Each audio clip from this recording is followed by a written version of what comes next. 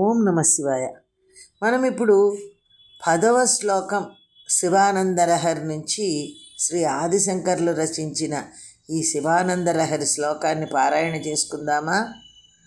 నరత్వం దేవత్వం నగవన మృగత్వం అశకత పశుత్వం కీటత్వం భవతు విహగత్వాది జననం సదా త్వత్పాదాబ్జస్మరణ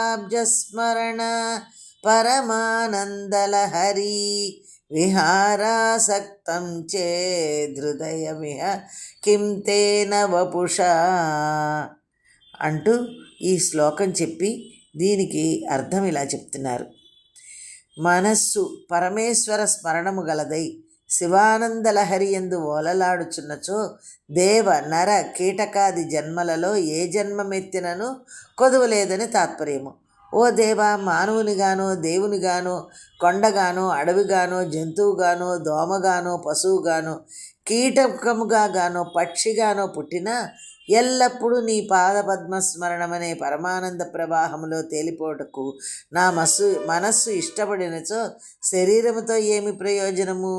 అలాగే కదండి, మనం శ్రీకాళహస్తిలో శ్రీ అంటే పాము, శ్రీ అంటే సాలెపురుగు, కాళము అంటే పాము, హస్తి అంటే ఏనుగు. ఈ మూడు ఆ జన్మలలో కూడా ఆ స్వామిని సేవించి ముక్తిని పొందాయి.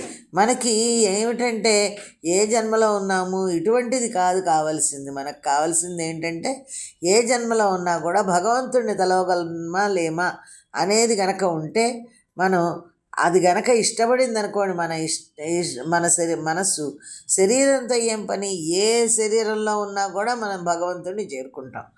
ఓ దేవా, నేను మానవునిగా దేవునిగా కొండ అరణ్యము జంతువు దోమ కీటకము పశువు పక్షి ఇలా ఎలా పుట్టినా నా మనస్సు ఎల్లప్పుడూ నీ పాదస్మరణమనే నిత్య ప్రవాహంలో తేలిపోయేటట్లయితే ఇక శరీరంతో ఏం పని అంటూ ఆదిశంకర్ల వారు మనకి ఈ విషయాన్ని చెప్తున్నారన్నమాట.